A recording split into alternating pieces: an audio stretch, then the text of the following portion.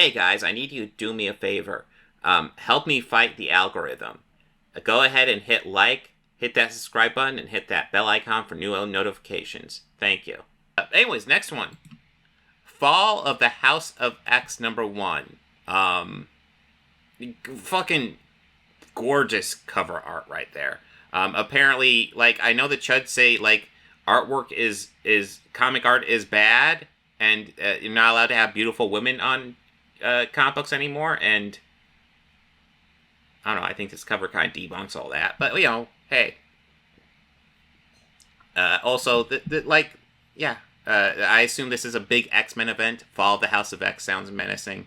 #1 is always a good place to start for a storyline. That being said, I get thrown into a lot here, because this is obviously deep into the X-Men lore. We're deep into a storyline. We have Cyclops being taken off to trial.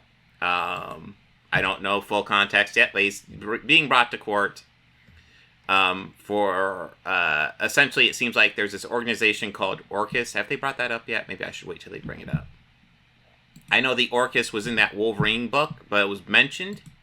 It wasn't really explored. But, yeah, no, so far both these books have really good artwork. Yeah.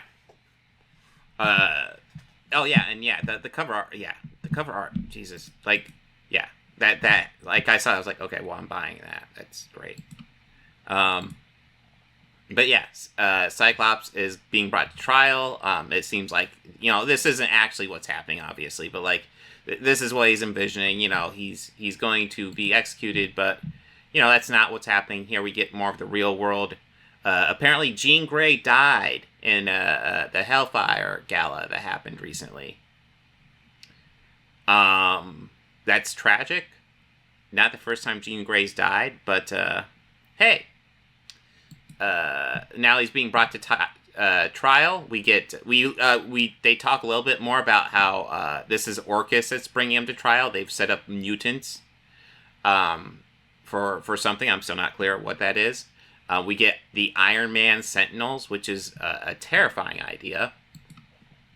And then we get, like, this is what the Wolverine book did too. Like, we get huge, yeah. Jean Grey died? I've never heard of such a thing. What? Oh my god! But real quick, this book is written by Jerry Duggar.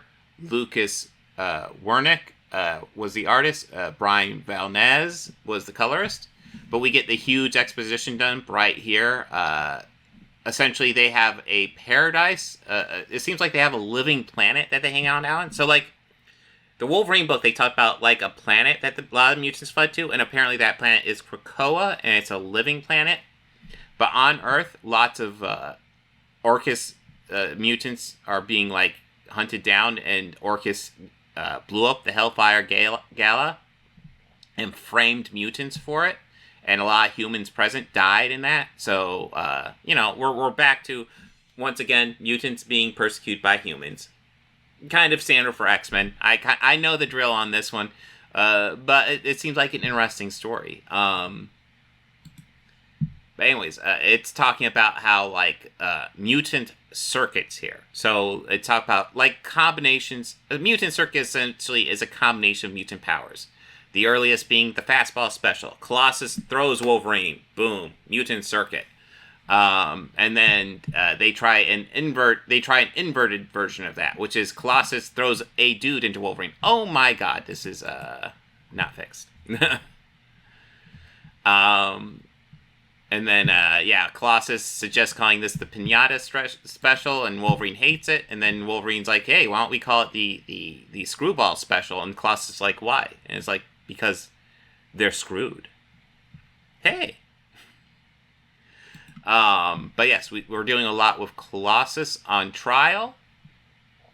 Yeah,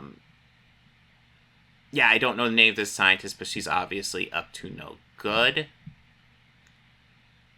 Actually, I think we saw her in, like, the like, they introduced some. So I'm assuming this is Dr. Ala Gregor.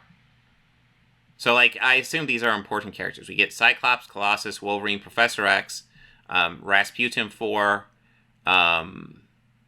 My picture won't see that. But Dr. Alec Gregor and Omega Sentinel. Okay. But anyways, they're having a conversation. It doesn't go great. And then we see Professor X. By the way, Professor X is rocking the facial hair. I've never seen that before, but hey, not a bad look. He is on Krakoa, which is, again, a living planet. And he's just saying, no more, it's time. I assume building up to something. And then we get to Rasputin 4, who I don't know who that is, but looks like a woman Colossus. But she's flying, so it's not quite Colossus. Oh, and she's a well, I don't know if she's a telepath or just Charles is just talking to her. But she's keeping an eye on Cyclops and the trial. Cyclops, or Colossus, and Wolverine are apparently there as well, in case something goes awry. And then there's an explosion where they're at. And yeah, they're Wolverine and Colossus are under attack. Wolverine gets fucked up. But yeah. That's kind of par for the course for Wolverine. He gets fucked up often. And then Nightcrawler pops in, who's he's doing his badass shtick. And then Wolverine looking worse for wear, but he's still in the fight, obviously, because he's Wolverine. Orcus is attacking them. They're fighting back, and Nightcrawler portals them away. And then we get Cyclops' trial. And Cyclops' trial is kind of just... we skipped too far. It's essentially him saying, hey, we aren't perfect, but kind of fuck you guys too. So we got the Orcus space station, and I'm assuming this is Mr. Sinister or some sort of variant. But they're just celebrating, essentially, how things are going, how mutants are being just kind of fucked over right now. And they decide to go after Krakoa, who is, apparently Krakoa is a plant, but it's also a living tree, it looks like, who doesn't really talk, but he's able to stop Nimrod here for a bit. And yeah, he's able to run away for a bit. I don't know much about him. I think diving in here is slowing me down, but I will say I'm overall enjoying the story quite a bit. And then we get a huge exposition dump. And honestly, I will say this is a clever way to do exposition dumps right here. So this is a letter that Cyclops has written Jen Walters, a.k.a. She-Hulk. I'll just go ahead and read this, because this is pretty fucking based. If you're reading this, then I have been convicted of serious crimes by Orcus. I haven't made much of an attempt to follow the charges. Last I paid attention, it's everything from mass murder to somehow being an invasive species, whatever the hell that means. When we breathed life into Mars, I was concerned that the worst in humanity would seize upon our actions and use them as pretext to forcibly deport us off-world. Unfortunately, I was right. On the night of what the world calls the Mutant Massacre, I was attacked in New York City, and my back was broken. I was then held as a prisoner of war, tortured. My life was one of the humans and mutants. My wife was one of the humans and mutants who were murdered at the Hellfire Gala. Ben Urick's expose reveals the evil heart that beats in Orcus's chest. I'm assuming that's why I was bounced around the world after the story printed, and I'm being charged in France, whose leaders are likely comprised of Orcus in order to host my show trial. This letter will be held by my attorney until the trial is over. I plan to present no defense nor speak in front of cameras. It may seem a strange choice for someone who is innocent of all charges. I'm not guilty. I'm not afraid. I simply don't want to provide fodder for Orcus propagandists. We're in this predicament not because I lost a great battle, but because of big lies told by powerful people. But I know the truth. I'm a mutant. I'm an X-Man. I belong here. Mutant lives do not beget human deaths. I was born right here in the United States of America. Does the Constitution not guarantee me the same rights as anyone else? I will not be murdered by Orcus without a fight. I ask everyone reading these words a simple question. Once fascism kills mutants, who will be next? Maybe you? Even now, I'm an optimist. And not because I've looked at the world through the ruby quartz lens of my entire life. I reject Orcus's jurisdiction over me. I resist. I wish you peace until you're one of the people or artificial intelligences that wish harm upon my family. If you are one of those souls, then I suggest you change your heart if you have one. It's never too late to turn away from hate. You might wonder why I participated in Orcus's sham trial at all if I had no intention of defending myself. I was buying time for my teammates and friends to gather their forces. Now I will defend myself. Cyclops of the X-Men. So yeah, he's going to trial, and it's all a sham. So the X-Men can do their move. I assume once, this is what I just passed it. This is what Charles is doing here. He's activating people. And right out the bat, calling out fascism. Fucking based as fuck, Cyclops. And again, if you're triggered that he called out fascism, that is that's a you problem. I'm just gonna say. I will say both this book and the previous book, they got a little bit of wokeness, and that's kind of what I dig about them. So we got the Iron Man Sentinels who are now going out there to stop mutants on behalf of Orcus, who I assume has taken over Stark Industries at this point. And then we got the Colussus and Wolverine have been picked up by Rogue and Gambit, and I don't know who she is. So that's my bad. If you guys know, let me know. But yeah, she's obviously part of the X-Men as well, it appears. Anyways.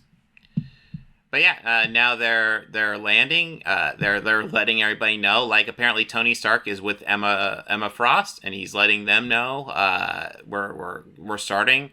He's letting. Oh, god damn it! It's Shadowcat. Blah. Yes, that woman that I didn't know is Shadowcat. I knew that. I knew that.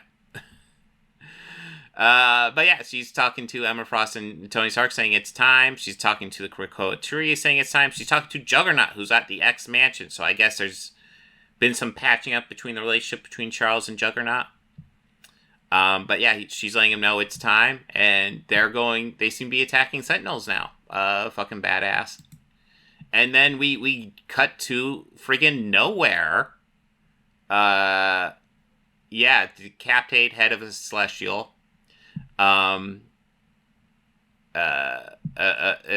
under the control of a mutant named Brew, who sounds vaguely familiar. But yeah, he's in charge, and then it looks like Polaris is saying, "Hey, it's time to go to war." Apparently, this guy Brew here owes a brain farting. Jean saved his life. A debt. He owes a debt to Jean, and so he's going to help Polaris, and they're going to go to war. And the next issue is going to be war.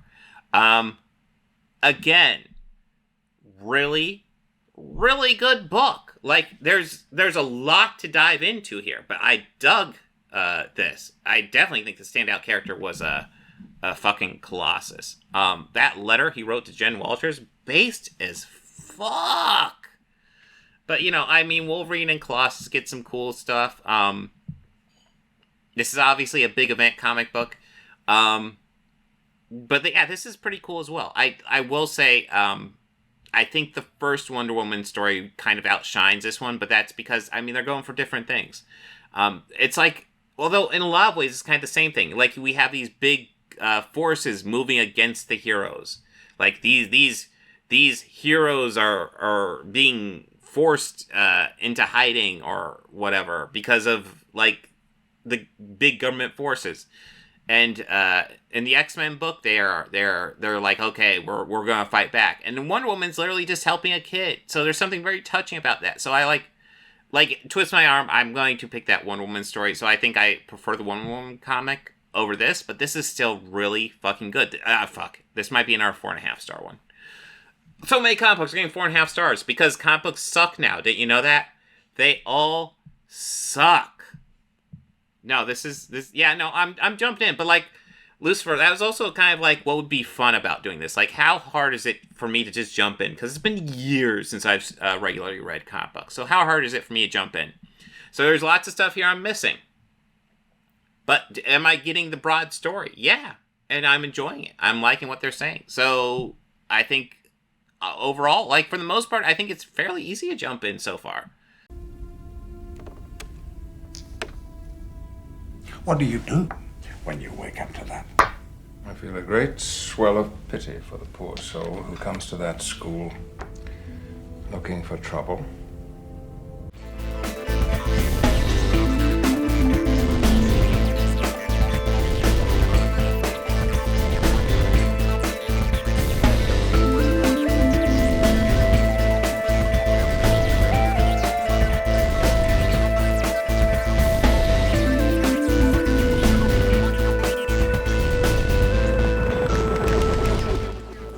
Books, records, films, these things matter. Call me shallow. It's the fucking truth.